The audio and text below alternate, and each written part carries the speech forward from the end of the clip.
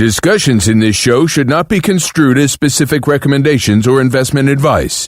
Always consult with your investment professional before making important investment decisions. And now, Financial Renaissance with the Emms.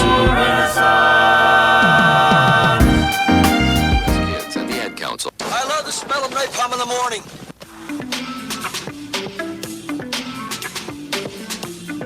Napalm in the morning. That's right. And you know what we smell? We smell the recession in the air. That's right, ladies, gentlemen, and all those in between.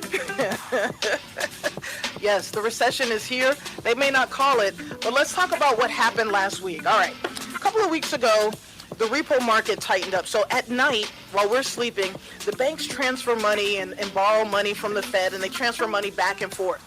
Well, a couple of weeks ago, that money, it's the money market. So the money markets that we put our money into, the banks lend those to business owners so that they can pay payroll and some other stuff. It's like short money lending, et cetera.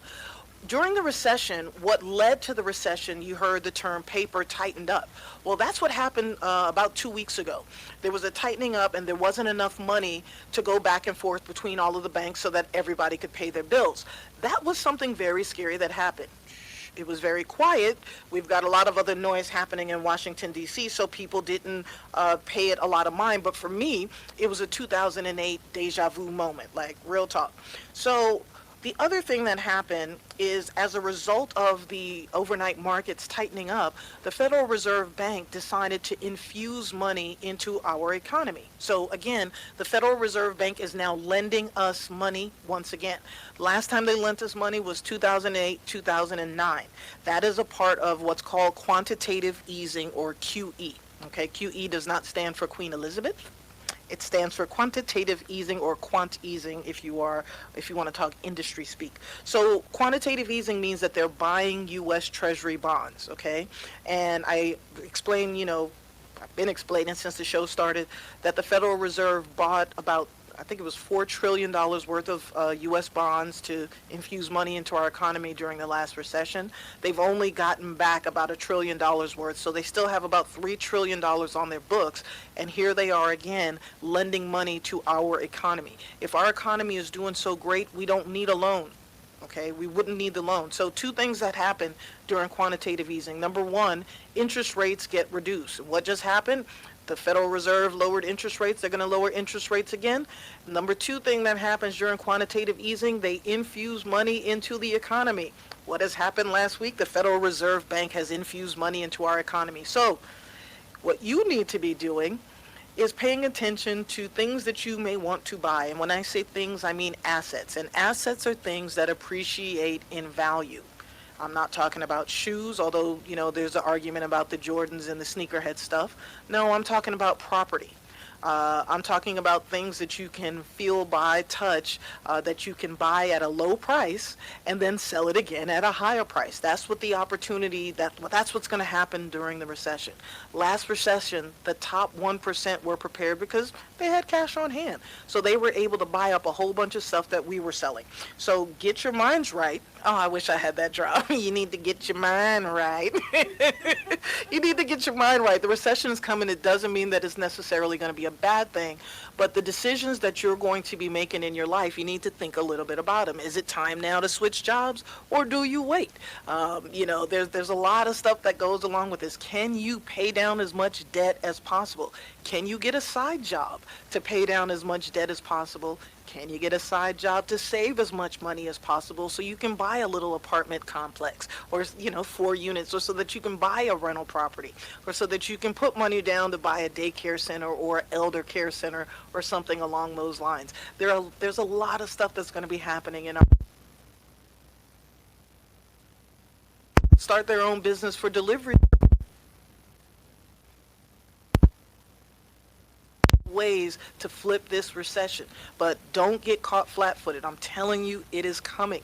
You didn't have this 10 years ago, but you're having it today. So make sure that you are prepared. Now, during the last break, I had asked you to take time to go look up all your bank accounts. I want you to make sure you look at all the bank account balances that you have. so that you kind of know where you stand net worth wise.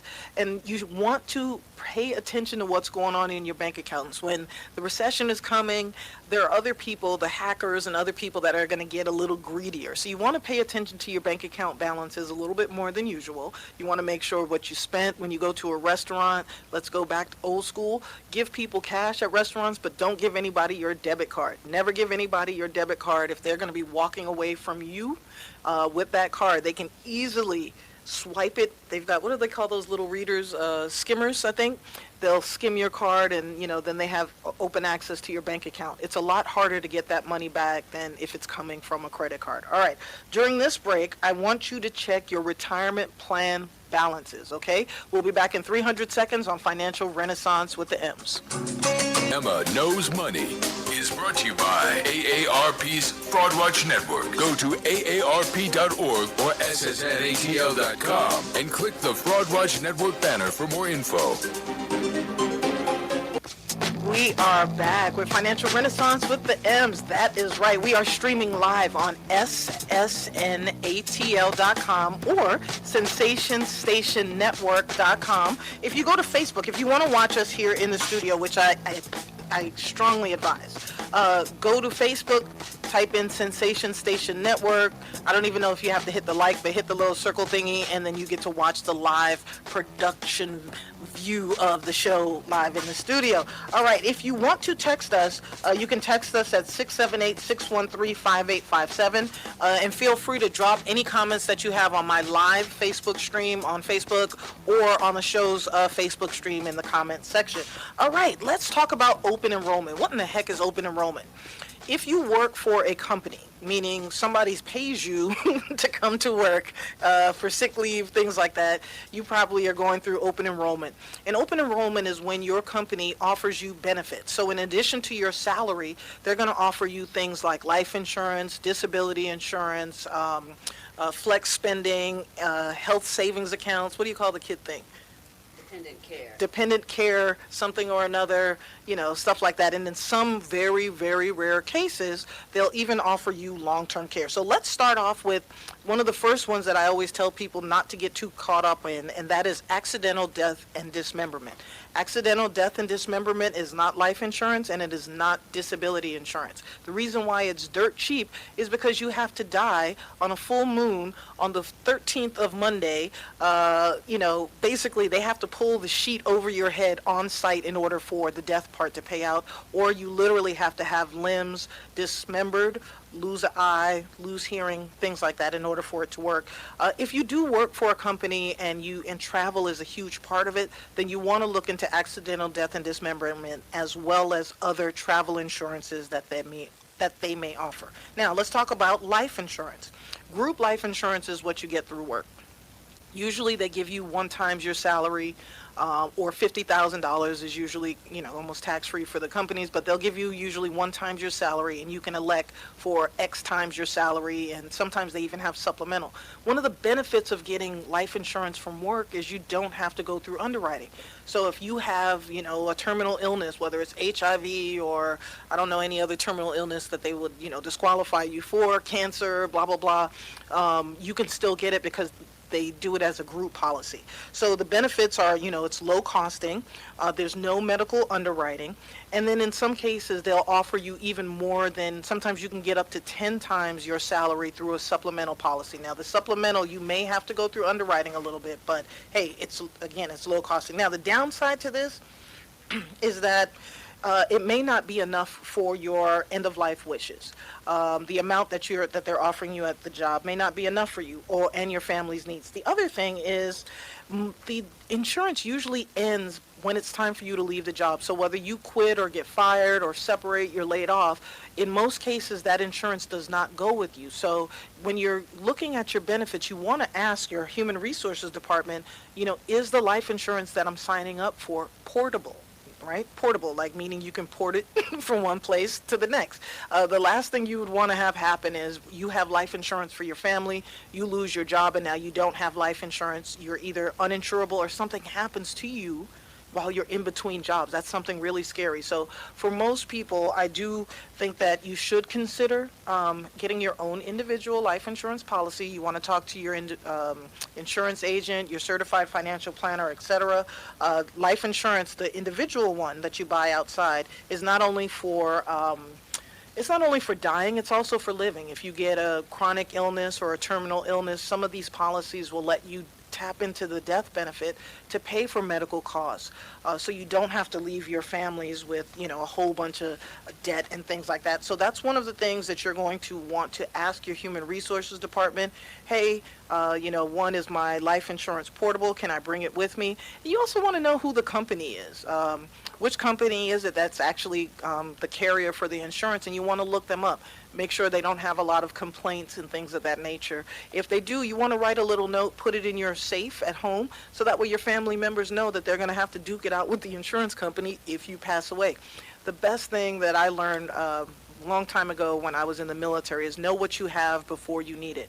And so know what type of insurance company you have before your family needs it. And then in addition to dealing with grief, they're also dealing with, some buffoonery with a with an insurance company.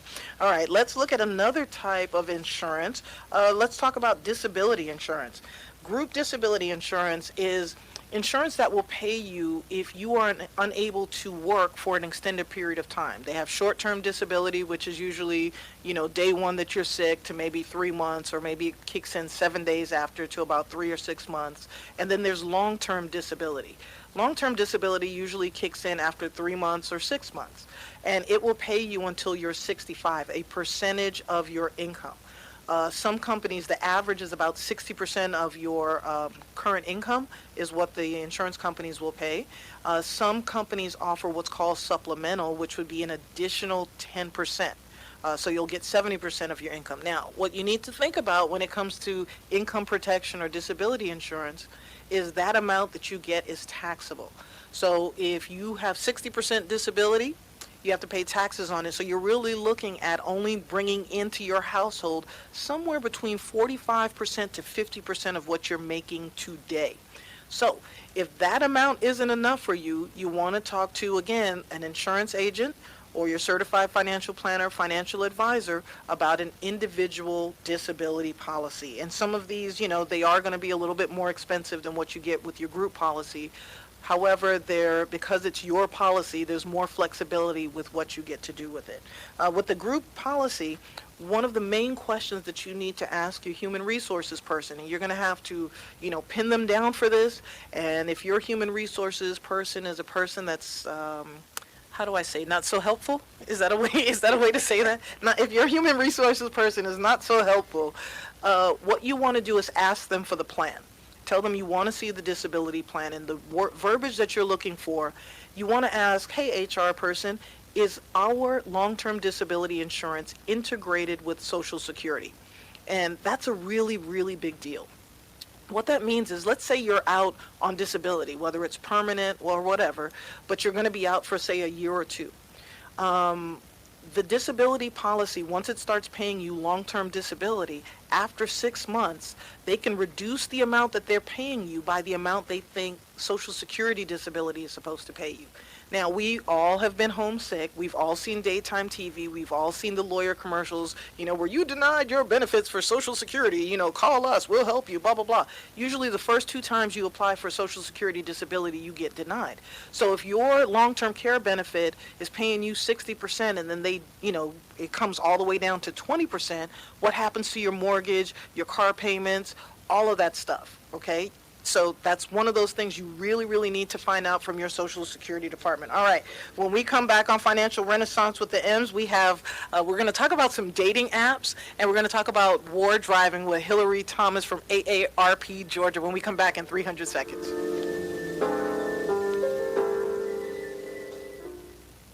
Lots of people meet friends and potential love interests online through dating sites, social media, or mobile apps. It can be a great way to meet people, but not everyone is who they say they are online.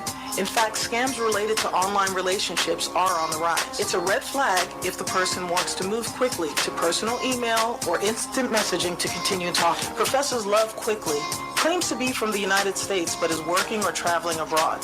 Plans to visit but cancels at the last minute. Ask for money to deal with an emergency or ask you to open a bank account for them. Here are some things you can do. Cut off contact if you suspect a scam. Watch your wallet. Don't wire money, send cash, or put money on gift cards for someone you know only online. Learn more about online relationship scams at AARP.org/FraudWatchNetwork. Text us with your shout-outs and requests to 678-613-5857. Radio, not dumb down. Our fall is heating up with new episodes of IT Alive. All Good with Rita G. Straight Talk with Daphne. Financial Renaissance with Emma Foulkes. The Live Exchange with Dr. Pamela featuring Robert Pierce. And from the Emmy Award-winning CBS program The Talk, it's the Cheryl Underwood Show. Whoa. Smart Talk and an awesome mix for the smarter listener. Only on radio that's not dumbed down. And we are back with Financial Renaissance with the Emms. You are listening to us on Sensation Station Network. That's right. And I am very, very proud to say that we have Cheryl Underwood as an affiliate on Sensation Station Network. And you can listen to Cheryl live Mondays, Wednesdays, and Fridays from 12 o'clock to 2 o'clock. And then you can watch her on The Talk on our CBS affiliate here. I don't know what channel it is, but it comes on right after she's done on Sensation Station Network. Flip over to your local CBS affiliate, and I believe she's on the East Coast at 2 p.m. West Coast, Midwest, all that. You'll have to figure that out. But definitely check out Cheryl Underwood. She's got a lot of great stuff to say. You know, this past Friday, she was talking about the 2016 debates. She said that if Jeb Bush had stole on Donald Trump, Jeb Bush would have been president. Well, you know, I can't confirm or deny that would have happened. But and I thought about that. I mean, it would have been. It absolutely would have been. Like, I feel like the debates are going to be a bunch of older people just.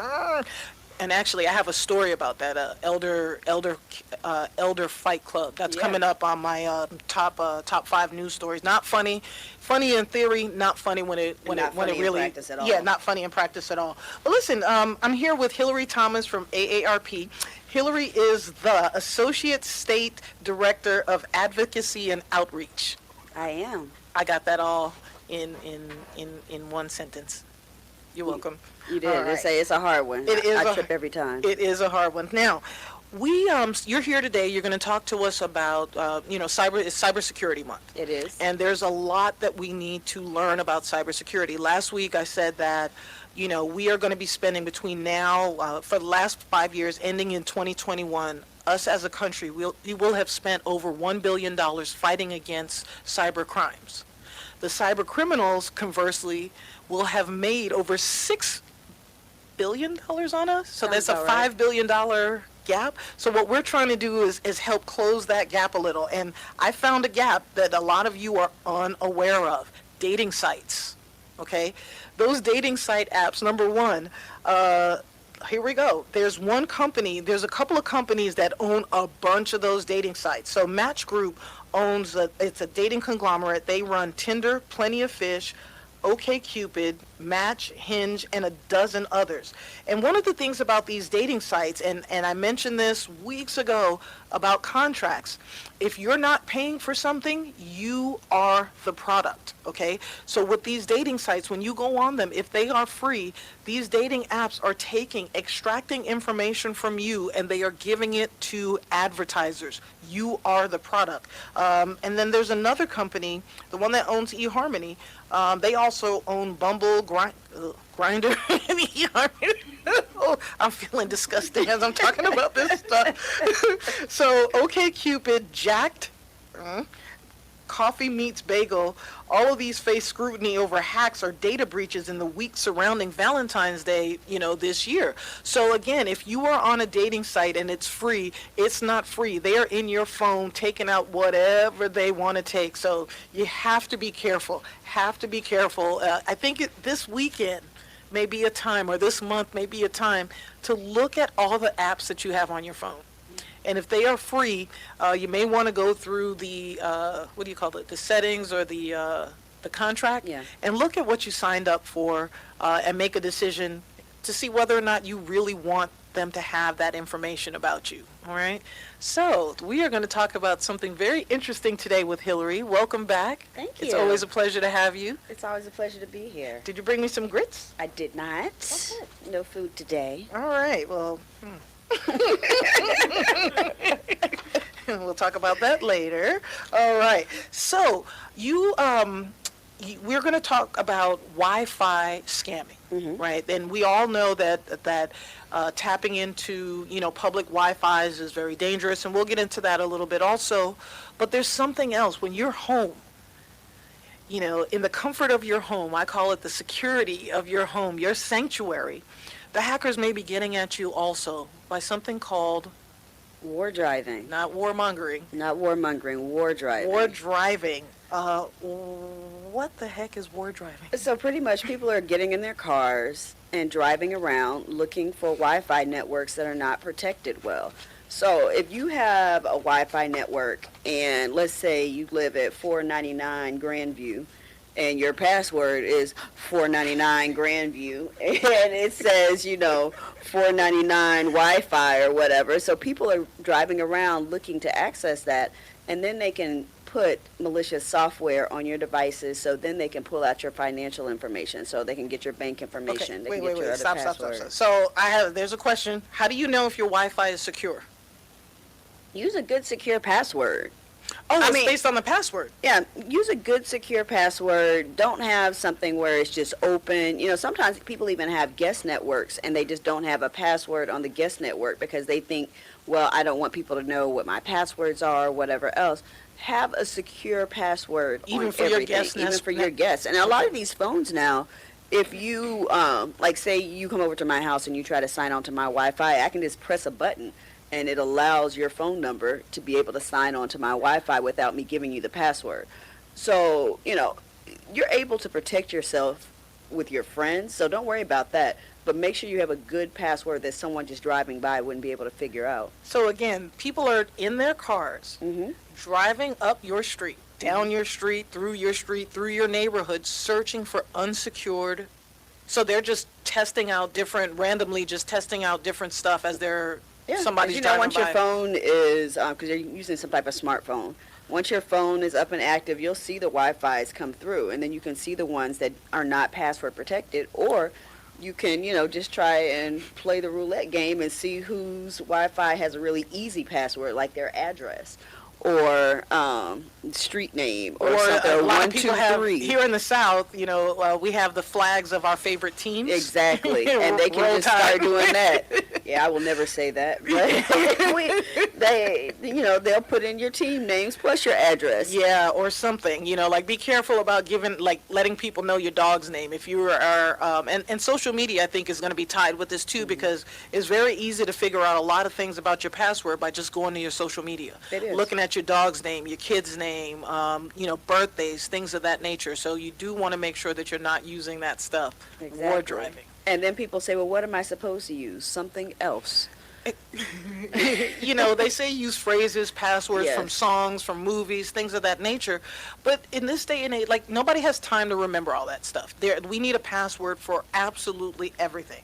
So But it's, you're really not supposed to use the same password. you're not for supposed to use the everything. same password, but I said we need passwords for everything. Yes. So now it may be time to use a password manager or a secure password generator, because the passwords that I come up with, I don't remember them. I don't even know where I put them half the time, and I don't want to be, that person that's, my password for, I don't want to be that person. We don't want to have a file. No, I don't want to have a file or a spreadsheet or anything like that. I think those are dangerous. But you want to have a secure password manager that will that has two-factor authentication. So if they get hacked, people still can't get a hold of their passwords either. I am absolutely baffled. I do have a question for you. How do you guys stay on the pulse of all this? Because as I was preparing for Cybersecurity Month, a lot of the information that I found was from AARP. So we have something called the Fraud Watch Network. And the Fraud Watch Network is a really good way of us figuring out what the latest fraudulent activities are, and you can report it. So you sign up for the Fraud Watch Network and you get alerts from the fraudulent activity, but then you can also report to us what has happened to you. And then we send it out to the different policing agencies just so they're aware, because it's not always something that we can prosecute, but it's a good way of everybody just understanding what's happening. Kind of like that water scam they had, people didn't know about it until you started saying it. This has been a couple of years ago in DeKalb County. People were going door to door telling the older adults, I'm getting ready to cut off your water. And their thing immediately is, oh my goodness, again, their ether, we talked about a couple months ago, the ether was up, I need water. I can't afford to have my water taken off, so they would just hand these people the cash that they had in the house. But it was a scam. That's not how the water company operates. That's not how most utilities operate. But, we found out about that through the Fraud Watch Network and something that had been reported to us. So that's how. Wow. So the Fraud Watch Network it's almost a community. Mm-hmm. Right. So if something happens to you, you tell, then everybody gets to know about it. But imagine the reach. So AARP has roughly 37 million members nationwide, which makes our magazine the most highly circulated magazine in the country, if not the world, because 37 million people get our magazine every month.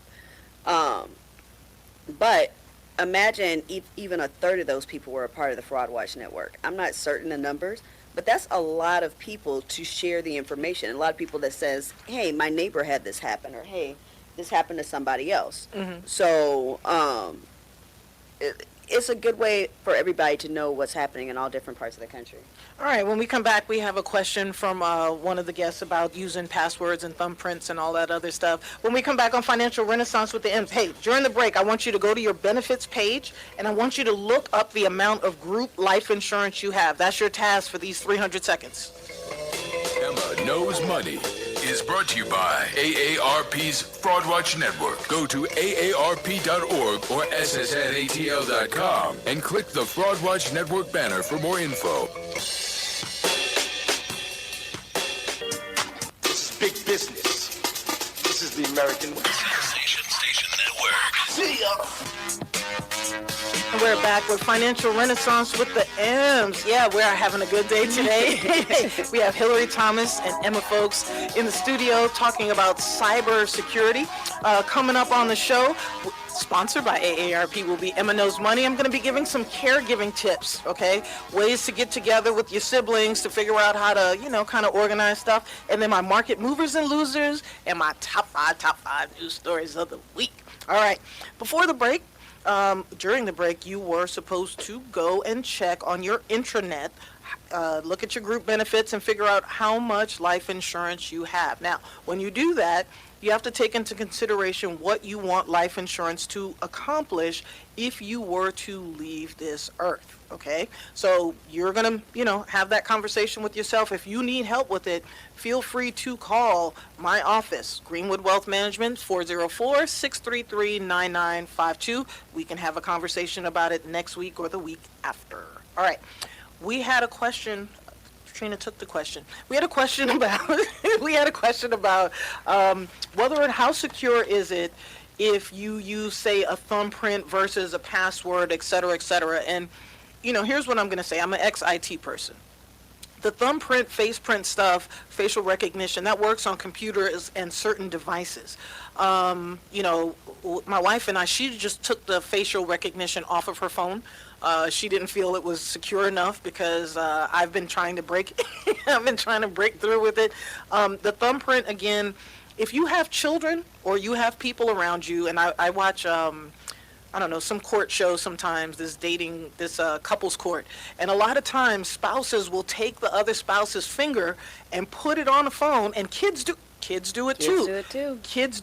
A child will put your phone over your face, or they will take your thumb and put it on the thing so that they can get into your phone. So you tell me how secure that is. I don't think it's been tested enough to know if it's any more or less secure than a password. Right. But if my 7-year-old was smart enough to figure out all he has to do is try and hold the phone up to my face to unlock it. Hey, Trina has a nephew who, when he was how old? He was able to look at the grease prints on your password and try different combinations until he got into a phone. So as far as security is concerned, if it's if it's a child, I don't know what to say to you because they're like super smart.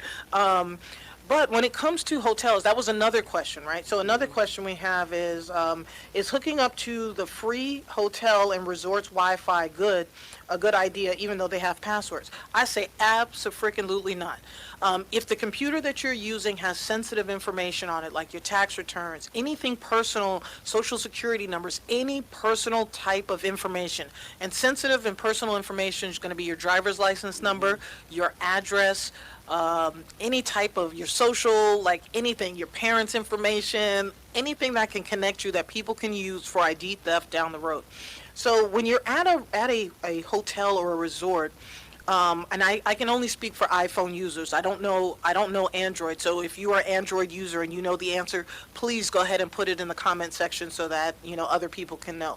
But with your iPhone, hook your iPhone up to the Wi-Fi, and then use your hotspot, and then have your computer connect to your phone hotspot. But do not connect your computer directly to even if you're at a conference. At a conference is the same thing. They have the conference room Wi-Fi, blah blah blah. Don't connect your computer directly to that. Don't do that.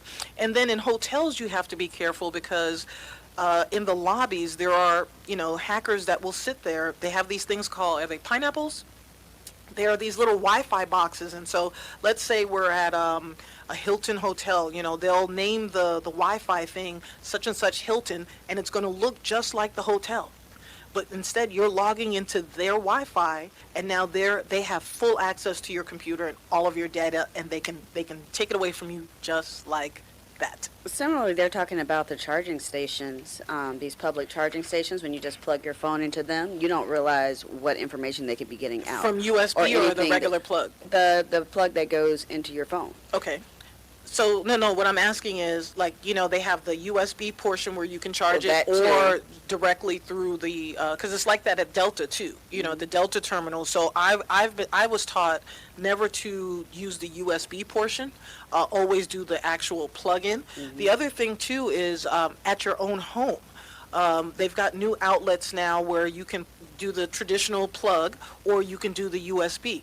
Once you do a USB into that network, the electricity network, everything on your phone is now open. It's no longer protected. So always make sure you go in with the square plug or whatever shape it is. Always make sure that you use that, and that you do not use the USB connection, because that opens it up, and people can get everything on your phones. I don't really keep anything on mine, but I don't want anybody on my phone.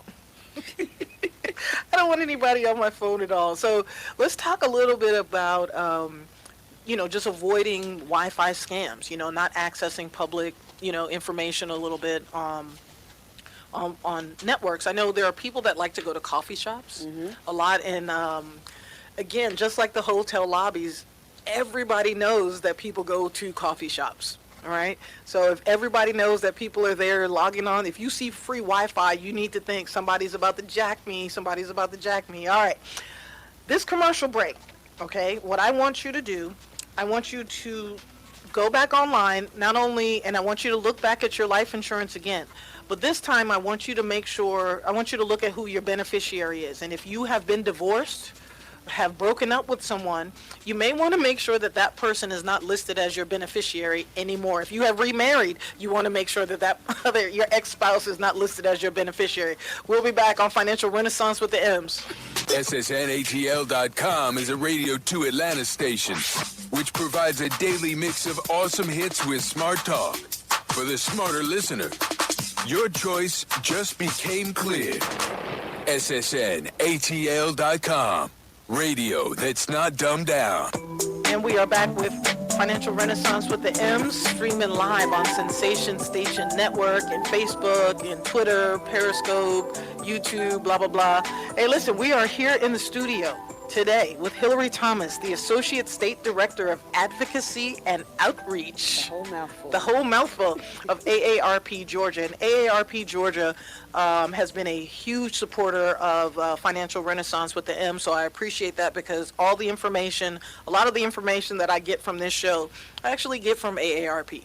And for those of you who look like me, and and are in the 50s and don't want to, we want to pretend we're not in the, 50s, a new 40. I don't need an AARP card. Listen, by the end of the show today, you're going to understand why you need an AARP card and why AARP they have our back. They are fighting for Main Street. They are fighting for lower drug costs. They are fighting to get the insurance companies to stop gouging us. 37 million strong, right? Is it a lobbyist organization? So we do. So I am a registered lobbyist. There are those of us that lobby at the state, federal, and local level. But what we are is an organization. We're a social membership organization. So we have a lot of members, and we do lobby on behalf of our members. However, you can be a member at any age, but when we are going to the Capitol, when we are going to Georgia's Gold Dome, we're actually fighting for what we feel is best for the 50-plus population. Our nursing home bills, we've got some bills, hopefully, that we'll be able to push this year around prescription drugs and things like that. Yeah, face the microphone. You've been here enough. You know how that works. Get distracted. It's all types of stuff going on back here. They're not feeding me, but they are distracting me. Yeah. So I didn't know you were a registered lobbyist. I am. We have to have a couple. You have to be a registered lobbyist if you make more than $20,000 a year to do your job, and you spend a significant portion of your job lobbying for things. Okay. Well, I'm going to have to become a registered lobbyist because I want to lobby for some stuff. Let's talk about older people. Okay.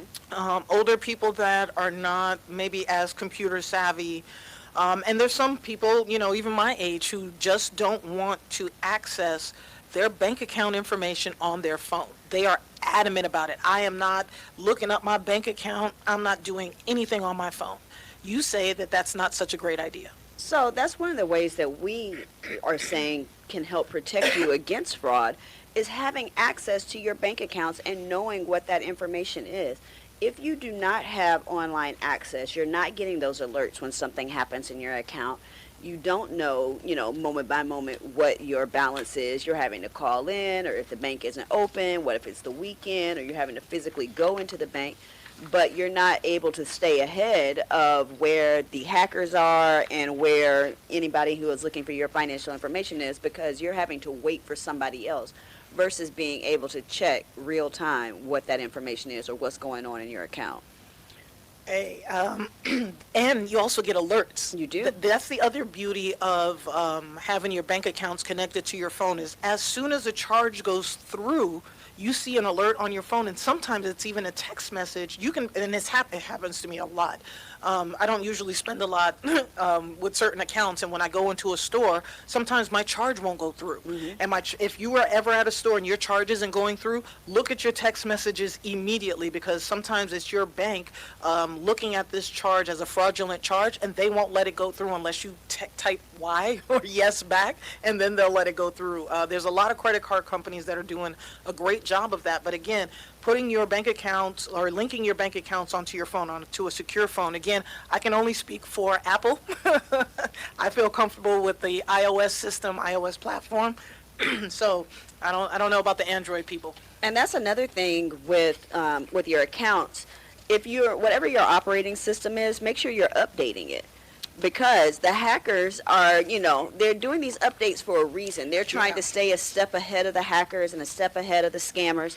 So keep your systems updated so that way you have the newest security software. You have the newest protections. As soon as you see an update come through for your computer, you need to update it, unless you're, smack dab in the middle of your day.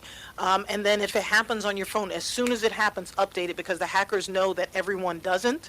And so if they found a hole, they're going to be going after that hole for you. All right, during this next commercial break, I'd like you to check on the amount of disability, group disability you have, whether you have short-term disability and whether or not you have long-term disability. You need to know this stuff, and so does your family, when we come back on Financial Renaissance with the Emms. Whether you listen to us in Atlanta or another part of the world, we'll give you smart talk because you're the smarter listener and an awesome mix. Because why would you listen to a mix that's just okay? That's a major loss. We're what your MP3 player grew up to be. SSNATL.com. Radio that's not dumbed down. And we are back with Financial Renaissance with the Emms. We are, yeah, I said we are, streaming live on ssnatl.com. You're also possibly listening to us on TuneIn. And if you want to watch us live in the studio, we do have a great production going on here. You can go to Facebook. You can type in the search, little search bar, type in Sensation Station Network, and then boom, click like. You can see us. We're right there on the top of the screen. You can watch us live. Do want to thank everybody who has tuned in. I'm going to call them my first 100. My day 100. All the people that helped me make my YouTube page personalized. I appreciate each and every one of you. Should have teed up my producer for a sound of applause, but thank you. You're all so kind. Thank you. There we go. We're in sync now. All right, before the break, we talked about just some phishing scams. We also talked about avoiding public Wi-Fi. I know nothing about the Android system, so you may have to Google it or learn how to protect yourself when you're at restaurants, cafes, hotels, conferences, etc. If you have an Android phone, don't know if you can do the same hotspot thing, so hopefully somebody can answer that for you. Let's talk, Hillary. We're here with Hillary Thomas from AARP. Hillary, can you tell us about the secure HTTP? So the difference between HTTP and HTTPS, well, we're telling people that S equals secure. So make sure you're looking at what that website actually has in its full, in the full link. That and some other ways to avoid phishing scams. Make sure that you're not just willy-nilly clicking on links. Because I know a lot of people are getting these emails and text messages with links sent out, or hey, this is Dad. You're like, yeah, it was like sometimes, sometimes they. Hey, this is Dad. Look at this link or whatever. Yep. Don't click on any of those links because they're trying to get into your device and fish for information. And when they're fishing for information, they're not looking just for pictures. They might take pictures of your kids too, but they're looking for your financial information. They're looking for anything that can help them get passwords or any way that they can get stuff from you. At the end of the day, always remember there are people that sit at home that do not work, and their job is to figure out how to get money out of you. Oh, they are working. That is their job. That is their job. And they're making, as I said, in a 5-year period, they will have made $6 billion off of our hard work and off of our back. So don't make things easy for them. What are some steps that you think that people can take so that they don't get phished, or so that they are my frustration with most humans is I don't understand computers, so I'm just going to ignore it all. Mm-hmm. Okay? So what are some steps that people can take to just protect themselves, protect their families, protect their businesses from, some of this cyber fraud and cyber theft? The most important one is one we talked about right before break, is monitoring your accounts online. So make sure that you have access to be able to do that. And securing your passwords. We were talking about it kind of jokingly, but there are people that do just write down their passwords and put them on a sticky note and have them on their desk or wherever else they want to do that. Don't do that. Have a password that only you are going to remember and only you're going to know. And if you have to write it down, write it in code. Whatever it is, do it so it's a clue that only you can figure out the answer to, and then you can do it. Don't write my best friend's name. Everybody knows who your best friend is because you all have a YouTube channel together. Don't do that. But, make sure it's something that only you know and that you're only able to figure out. And yes, it is a pain to change passwords, but it's better to change your password all the time, to click on the link that you forget your password, than it is to have a password that's super easy and people can get into. And protect your devices the same way. Don't just leave your device willy-nilly. Don't plug into these networks when you're out and about, like we talked about. Control the sites that you're going to. Don't go to dangerous sites. Don't go to sites that what are dangerous kind of sites? fishy. So what would you consider a dangerous site? Well, we're all going to go to the search engine sites and that type of thing. But if it is a site that does not look secure, or, I don't know how everyone's security systems are as far as their online security. Mm-hmm. When you're buying this antivirus software, but my software will kick out and tell me that the site is not secure. Yeah. If the site is not secure and is telling you that, don't go to the site. Stop. Even though you're Yep. thinking, oh, well, this is the right site, you could have had one letter off in the site and it's taking you somewhere else. So make sure you're not doing those types of things. And the other thing that we were talking about before is when you're signing on to these networks, when you're out, be careful what networks you're signing on to. So we've already told you the public networks can be a way for hackers to get into your information. But also look at these, what we're calling evil twin networks. So if you're out and about in Atlanta and you see free Atlanta Wi-Fi, that might not be the Wi-Fi that the city of Atlanta provides, or it might be, but just look at that and be very skeptical before you just sign on to this. You might just sign on and say, oh, free Chevron Wi-Fi. Oh, okay, I'm sitting at the gas station. Why don't I click on this? That might be a site that somebody else has set up so that, once you sign on to there, they're able to get your information. What about the airports? Because the airports now have Airports supposedly have free Wi-Fi. Be that annoying customer that asks the people at the information desk, what is the free Wi-Fi here, instead of just assuming what it is, because it could also be that Wi-Fi that someone else has set up so that they can get your information. Or pay a little bit extra, go to the Sky Lounge. That too.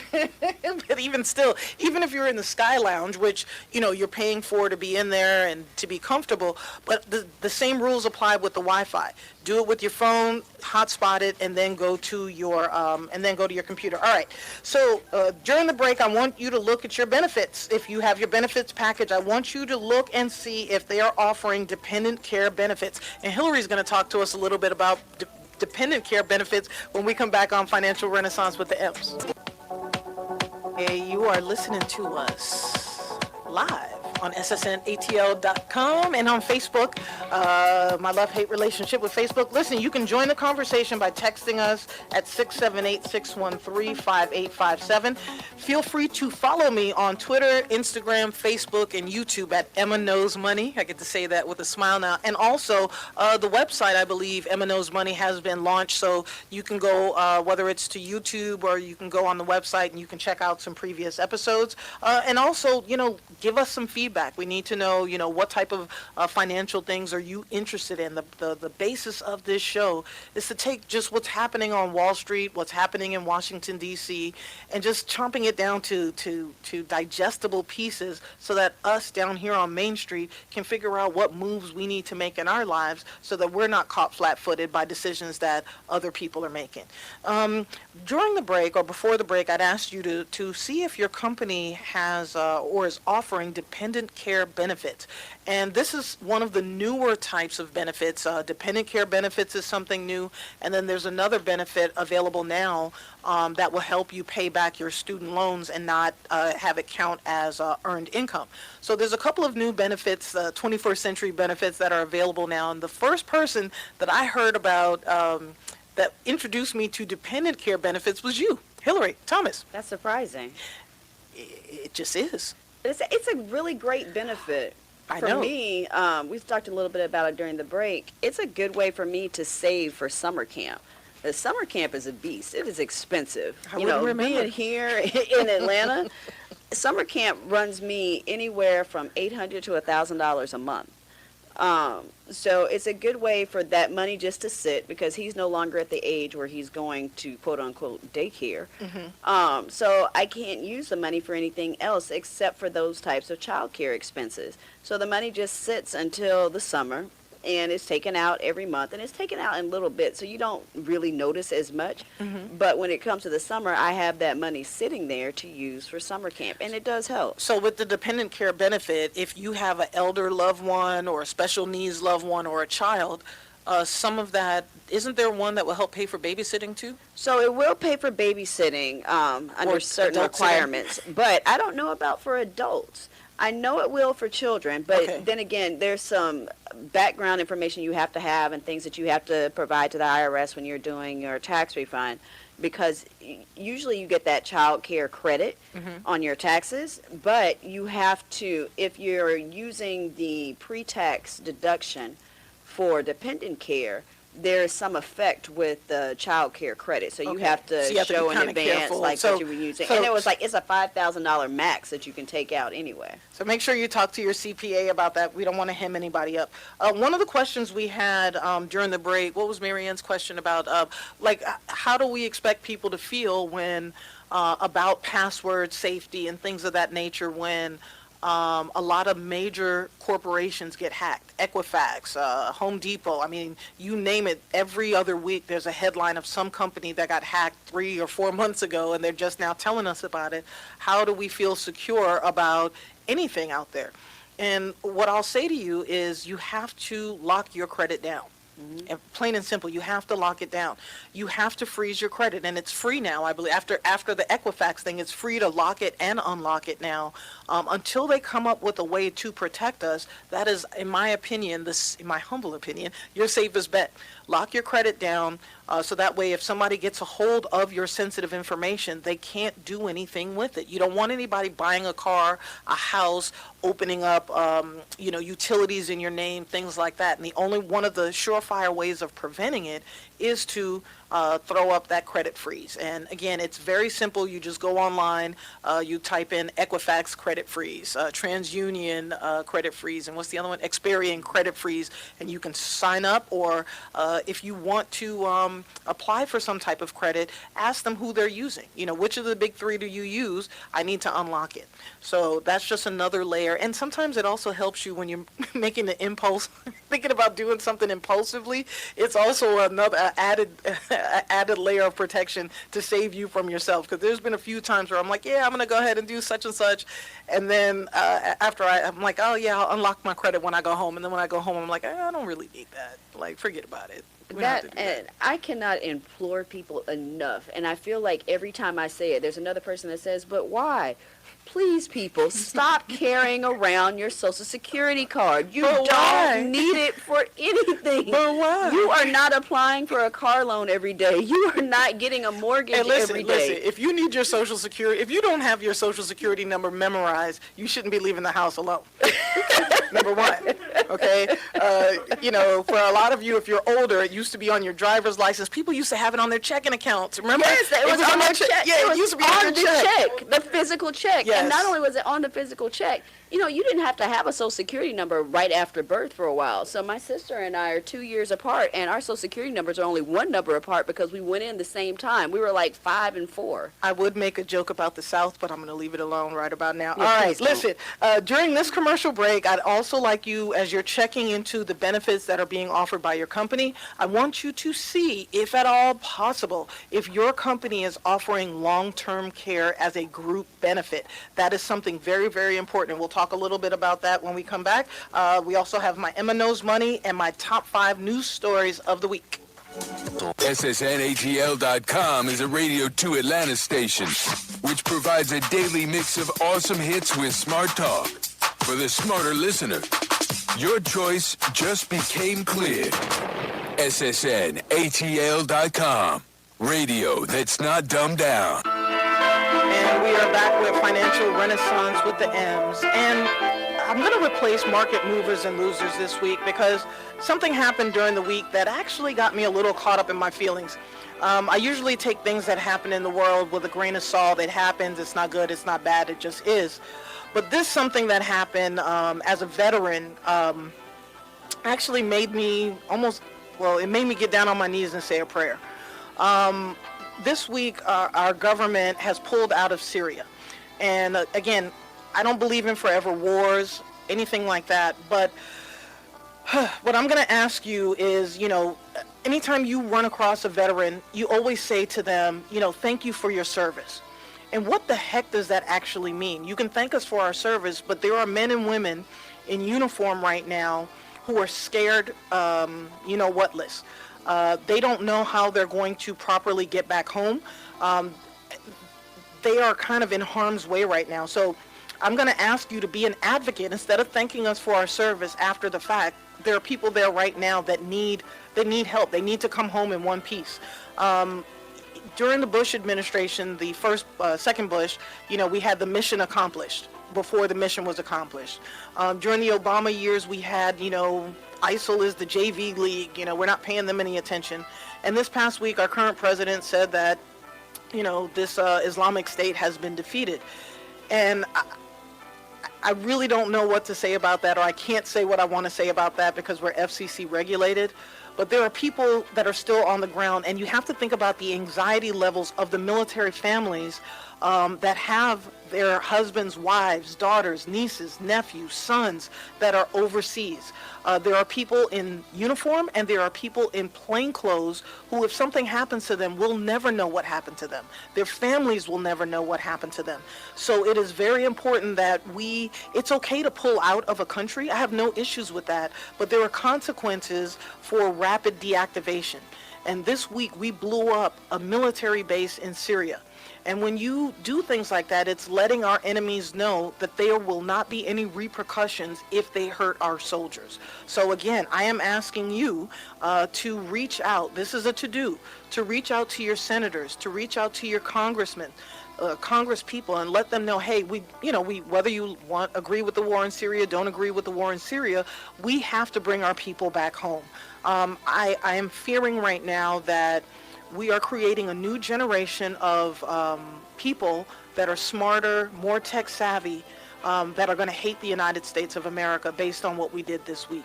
And it really hurts me because I don't think that we should still be fighting 19th century wars, arguing about 19th century issues in the 21st century. So again, I'm imploring you, please text, call your senators, your members of Congress, and ask them to make sure that our men and women in uniform and in plain clothes come home from Syria. This is Emma Foulkes. I'm a veteran of the United States Army, and please, please keep our men and women in uniform in your thoughts and prayers.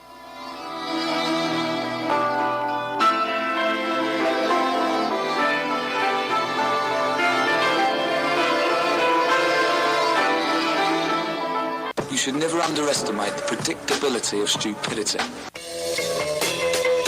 Hey, imagine that you're living in an alternate universe where judges don't need a law degree. You can go to jail for an unpaid medical bill of as little as $28. And in this universe, this alternate universe, a debt collector will also get a piece of the bail that your family posts for you to get you out of jail for your medical debt. Now, funny thing about this isn't an alternate universe. This is Coffeyville, Kansas. That's right. Middle America, right? Salt of the earth. Local judges, the hospitals, bail bondsmen or bail bonds people, and debt collectors are all rubbing this small town of 9,000 people down to the nub. That's right. You want to talk about feasting on your kind, eating your own? In this small town where people, the median income is really, really low, if you owe the hospital or a doctor money, the debt collectors will buy that debt from the doctors, and then they will get, they're in collusions with the judges, with the police, and everybody else, and they get to determine who comes to your house, knocks on the door, and arrests you and puts you in jail because you owe $1,000 to a hospital because you or somebody in your family got sick. That is one of the most ridiculous things I have ever heard of in my life. Okay? Keep your friends close, but your enemies close.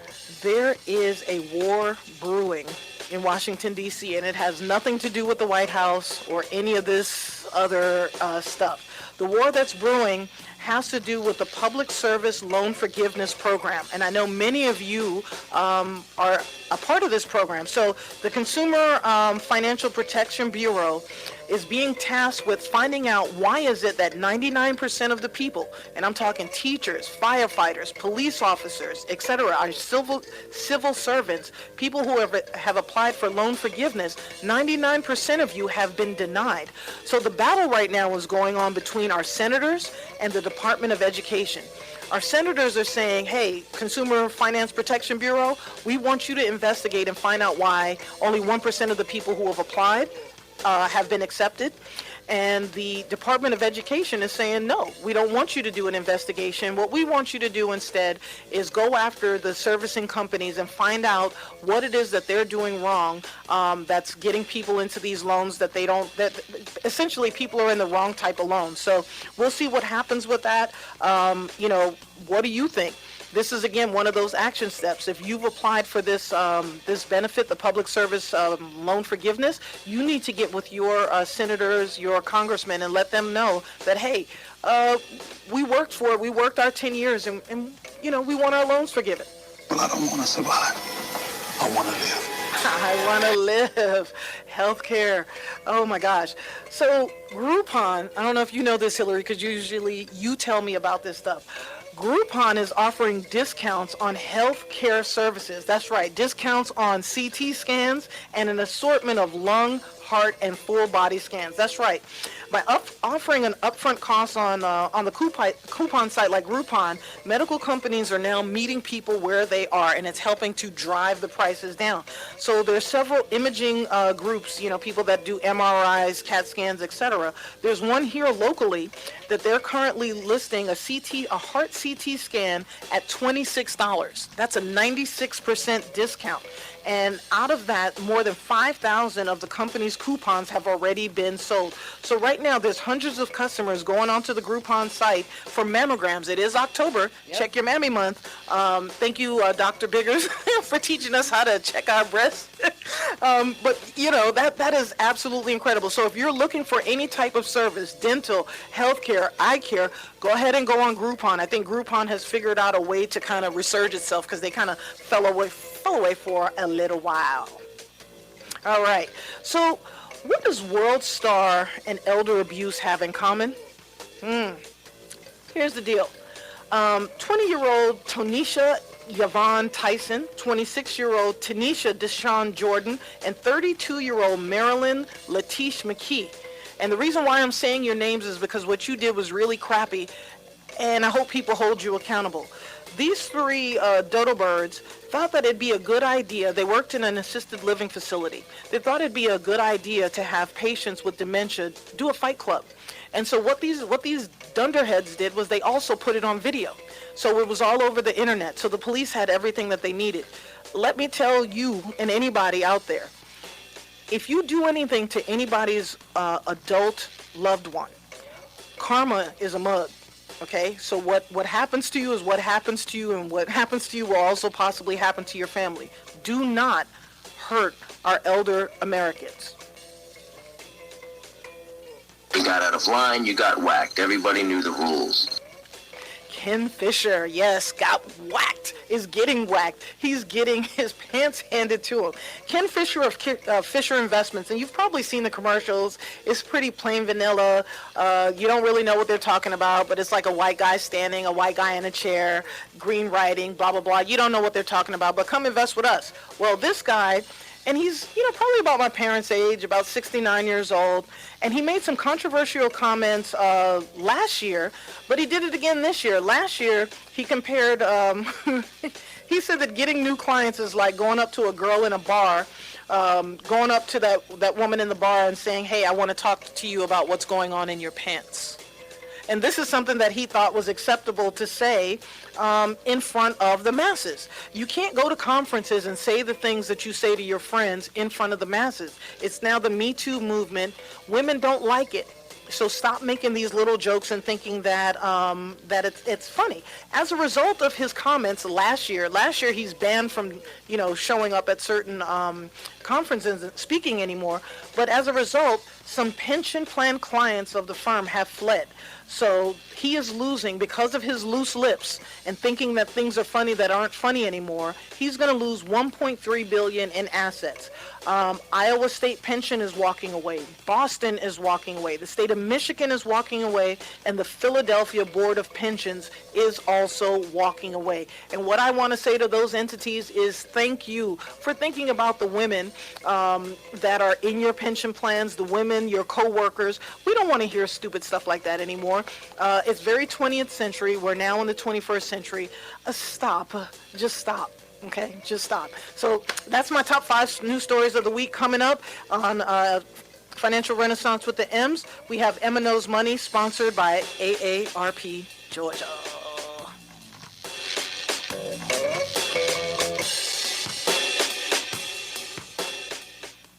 And I will strike down upon thee with great vengeance and furious anger those who attempt to poison and destroy my brothers.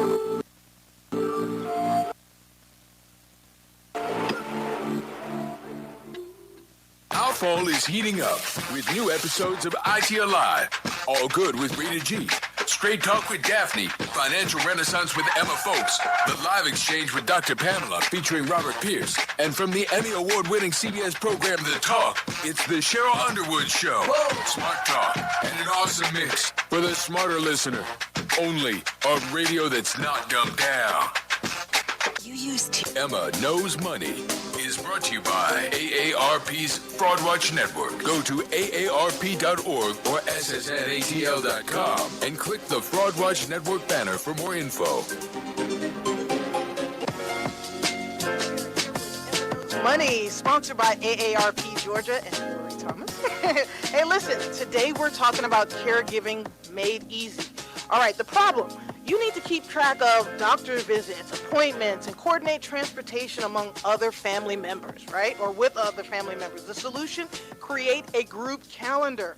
And that way all participants can access it. So you want to have a group calendar. You can use Google. You can use whatever the iOS system is. But have a calendar specifically for that family member and make sure that everybody that's responsible for the transportation has access to it as well. And make sure in the location you put the address. That is very, very important. Not just the doctor's name, but the doctor's name and the address, phone number, etc. Now, the other problem is you have to share caregiving duties with other family members. From going and visiting their homes during certain times of the day, making sure medication is being taken, etc. Well, go online, find an app. There should be a group to-do list. And in this group to-do list, everybody should be able to access it and get reminders on their phones, okay? We're very busy, and when we're taking care of our loved ones, it just adds another layer. So again, we've got to do stuff for our parents or elder loved ones, and then we also have to do stuff for the kiddies. All right, the next problem is you forgot what else your loved one needs you to pick up from the pharmacy besides medication. All right, the solution is to have alerts sent to you. Just know that you can't remember everything. So what I do is I tell my Siri to remind me during a certain time when I know I'm either going to be driving or when I know I'm going to be at the store. Something will pop up on my phone letting me know that I need to pick up baby oil or Epsom salt or a sitz bath or a cane or whatever else it is my elder loved one needs. All right. Another problem is during an emergency or in an emergency, you don't want to have to fumble through a whole bunch of screens on your phone to call for help. So what you want to do with your elder loved one, you want them to get familiar, and a lot of them do not want to wear that I've fallen and I can't get up. They absolutely hate it, so stop trying to get them to wear it. If you can sneak it on them, great, but make sure that on their phone, there's a couple of things that they can do so that they can immediately call 911, get an operator, or reach out to us, okay? The next problem is you want to keep tabs on your loved one's location. As your elder loved one starts to lose cognitive abilities, you want to know where they are. A good friend of ours, his mom ended up in another state. And that's something so terrifying, not only for them, but also for us too. So you want to do the Find My app. There's a Find My app on your iPhone that you can put on. I think it used to be called Find My Friends. But you want to have a location thing set up on your parents' phone or on your elder loved one's phone. If they're still, in their right frame of minds, go ahead and let them know that you're doing it. But you want to be able to track them down in a moment's notice. And certain healthcare companies are offering iWatches for about $25. That's another great way of keeping track of our parents as well, just in case they get lost. All right, the next problem, if your loved one requires medical assistance and you are not around, All right, we're going to go back to the phones and also the watches. It's just as good as having a medical ID bracelet. Their doctor's information, the stuff that they're allergic to, all of that stuff can be on the medical part of the watches that does not need a password to unlock. So this is something that is helpful for not only you, but also for your loved ones. And again, even if your parents aren't at that age yet, let's say they're still young and 70 is the new 60, start having these conversations with them now and start getting them comfortable with this. The worst thing to do is wait till they're a lot older, their cognitive abilities start losing, and then you're trying to take away their independence from them. That's not what you want to do. So start having these conversations with them now so that when it happens, it's not as much of a shock and there's not that much to battle with them about. So those are my caregiving made easy tips, sponsored by AARP Georgia. Lots of people meet friends and potential love interests online through dating sites, social media, or mobile apps. It can be a great way to meet people, but not everyone is who they say they are online. In fact, scams related to online relationships are on the rise. It's a red flag if the person wants to move quickly to personal email or instant messaging to continue talking. Professors Love Quickly claims to be from the United States but is working or traveling abroad. Plans to visit but cancels at the last minute. Ask for money to deal with an emergency or ask you to open a bank account for them. Here are some things you can do. Cut off contact if you suspect a scam. Watch your wallet. Don't wire money, send cash, or put money on gift cards for someone you know only online.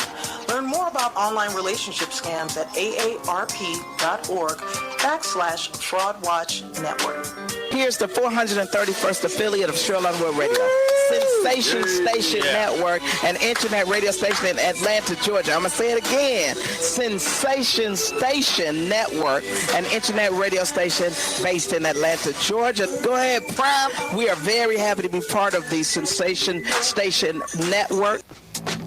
We are very proud to be affiliated with the Cheryl Underwood on Sensation Station Network. That's right, Cheryl Underwood, the comedian, the talk show hostess with the mostess.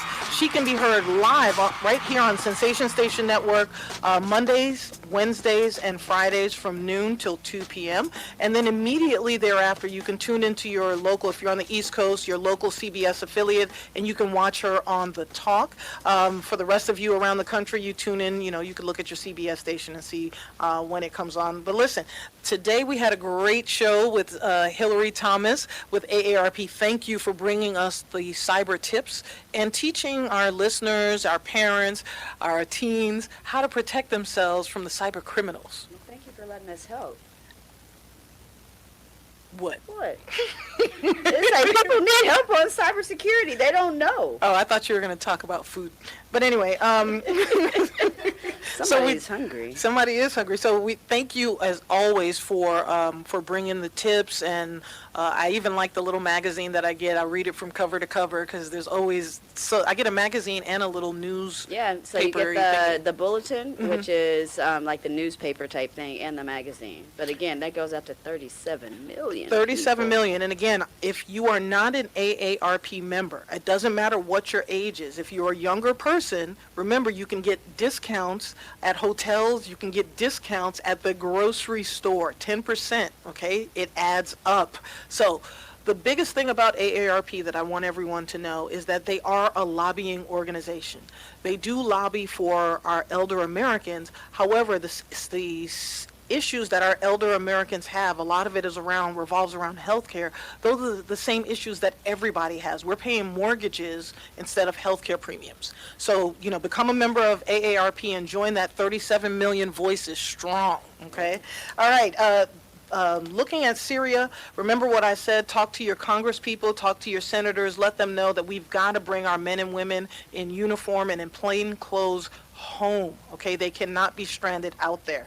And then with the recession, remember about quantitative easing. When we are in a recession, things do get tight a little bit, but there's also a flip side of it, and there's a whole bunch of opportunity. So make sure you're saving your money so that you can take advantage of assets that will be available for pennies on the dollar, okay? Up next, we have Smooth Sensational Sunday. And then tune in this evening at 6 o'clock for the live exchange with Dr. Pamela. Now remember, be the change that you want to see in the world, and go forth, grow, live, and prosper. Namaste.